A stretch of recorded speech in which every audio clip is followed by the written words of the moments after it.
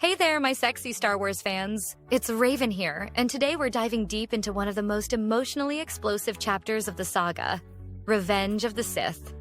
Grab your popcorn and maybe some tissues, because this is going to be an intense ride filled with angst, heartbreak, and some serious lightsaber action.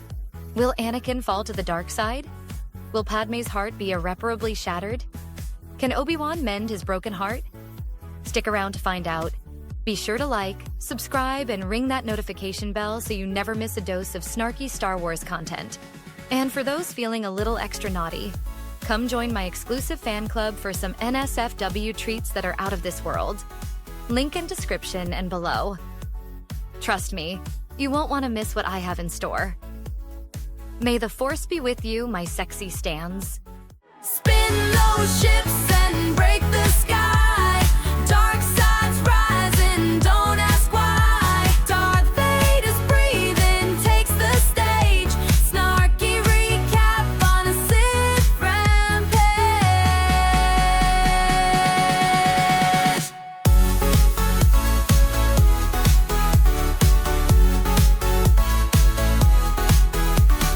Palpatine's grin is a slimy delight. Execute the order, oh what a night. Mace had style, but he took a fall. Yoda's wisdom. So buckle up, sweeties. Episode 3 opens with the most extra space battle ever. Anakin and Obi-Wan are zooming through explosions like they're late to a sale at the Jedi robe outlet. They're rescuing Chancellor Palpatine, who's been kidnapped, and I'm using air quotes you can't see, by Count Dooku. Spoiler alert, Palps orchestrated his own kidnapping. Talk about attention-seeking behavior. Anakin decapitates Dooku faster than I cut off toxic X's, and then we learn Padmé is pregnant. Yes, those secret Naboo getaways were productive. But instead of being happy, Anakin starts having nightmares about Padmé dying in childbirth. Honey, invest in better healthcare, not the dark side. Meanwhile, Palpatine is working Anakin like I work my social media followers. He's like, have you heard the tragedy of Darth Plagueis the Wise? No, but I've heard the tragedy of that hairstyling, Chancellor. Fast forward through some boring Jedi Council meetings. Anakin's mad he's not a master despite literally sitting on the council. Talk about entitlement issues. Obi-Wan goes off to fight General Grievous, who has more arms than personality traits. Meanwhile, Palpatine reveals he's actually a Sith Lord, and Anakin snitches to Mace Windu, who takes a squad to arrest Palps. But then, plot twist, Anakin decides, actually, I think I'll help the evil guy, and cuts off Mace Windu's hand faster than Luke lost his in Empire. Mace goes flying out the window, and Anakin becomes Darth Vader quicker than I change outfits between segments. Order 66 happens, and all the Jedi get massacred while sad music plays. Yoda and Obi-Wan survive because they're the only ones with plot armor. Padmé confronts Anakin on Mustafar, and he force chokes her for suggesting that maybe, just maybe, killing children isn't a great career move. Then we get the iconic lightsaber duel on Mustafar, where Obi-Wan claims the high ground and Anakin proves he didn't pay attention in Jedi geography class. One hop later, and he's -3 limbs and getting a full-body tan. Padmé gives birth to twins, names them, then dies of sadness, which is not a medical condition. Trust me, I checked WebMD. Vader gets his iconic black suit, and the babies get hidden faster than my DMs after a controversial episode. The end!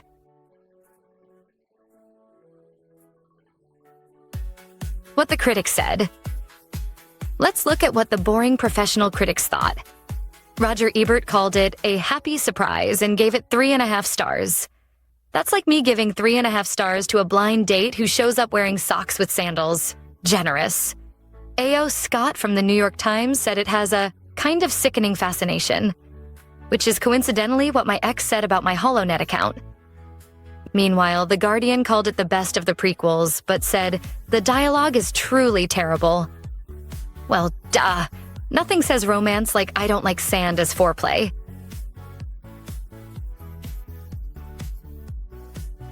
Where it ranks. So where does this beautiful disaster rank in the saga? It's definitely the best prequel, but that's like being the skinniest Hutt. The final lightsaber duel? Iconic. The visuals? Stunning. The dialogue? Well, let's just say George Lucas writes romance like I do tax returns, painfully and with lots of mistakes. It's got the highest body count of any Star Wars film, and the darkest ending until Disney killed the entire New Republic in Force Awakens. But at least we got to see Palpatine do that spin move that launched 1,000 memes. In my totally objective opinion, Revenge of the Sith ranks 5th in the saga. After Empire, A New Hope, Last Jedi, come fight me in the comments, and Return of the Jedi. It's the movie where George Lucas accidentally made something compelling to spite himself.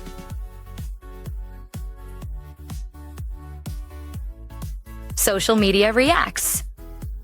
Now, let's look at what you normies said on social media.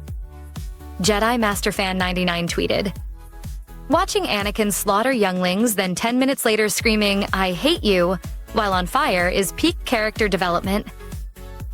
Prequel Meme Lord posted, "No one, absolutely no one." Obi-Wan, "Hello there," with 50k likes. Sith Happens wrote, "Padmé literally died because the script needed her to." Lost the will to live is code for lost the will to be in this franchise anymore. And my personal favorite from High Ground Only. Anakin didn't turn to the dark side because of Palpatine. He turned because the Jedi wouldn't let him work from home despite having a pregnant wife.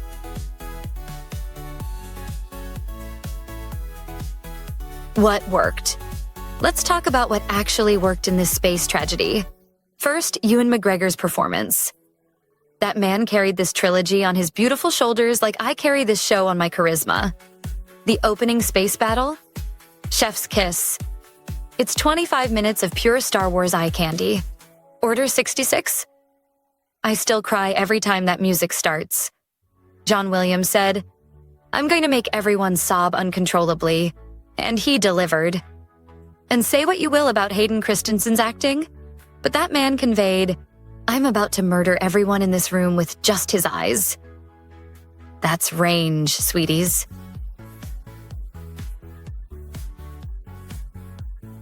Now for the bantha in the room, what didn't work? The romance dialogue makes me want to throw myself into a sarlacc pit. "You are so beautiful." It's only because I'm so in love. No, it's because I'm so in love with you. Who talks like this?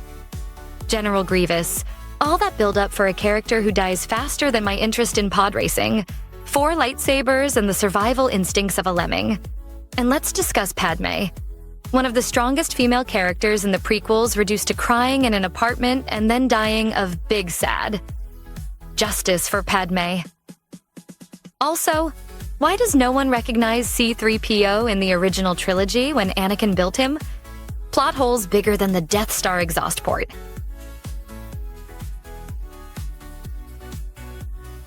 Closing thoughts. In conclusion, my Force-sensitive fashionistas, Revenge of the Sith is like that toxic ex we all keep going back to. Problematic, but impossible to forget. It gave us incredible memes, tragic moments, and proof that lava is bad for your complexion.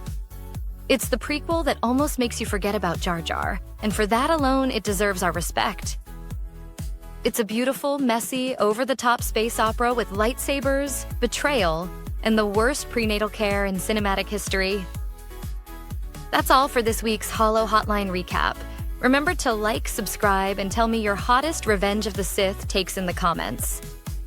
This is Raven Witchwood reminding you to stay sassy, stay classy, and maybe don't force choke your pregnant wife. Peace out. Shameless merch alert. Hello, my fashionable Force users. Before we wrap up today's Sith-tastic breakdown, let's talk about what you really came here for. Ways to give me your hard-earned credits. That's right. It's time for our shameless merch alert. I've just launched my exclusive Revenge of the Sith tie fashion line, and it's hotter than Anakin after his Mustafar spa treatment. First up, we have our best-selling High Ground, High Standards crop top. It features Obi-Wan lounging sexily on a mountain of lava rocks with the tagline, "Don't try it," in glitter letters. Perfect for rejecting men with bad jump calculations. For you gym enthusiasts, check out our unlimited power workout tank. It shows Palpatine mid-lightning blast with the words, "shockingly good gains." Wear this and watch everyone give you a wide berth at the equipment. Feeling sassy? Grab our Died of Sadness tearaway tee that reveals a sparkly, "actually, it was Palpatine" conspiracy theory underneath. Medical professionals hate this one. Parents, we haven't forgotten you. Our youngling supervisor apron comes with actual lightsaber tongs for your next BBQ. Too soon? Never.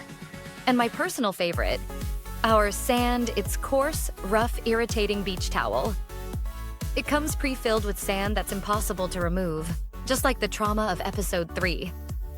Use code RAVEN at checkout for absolutely no discount because Mama needs a new starship.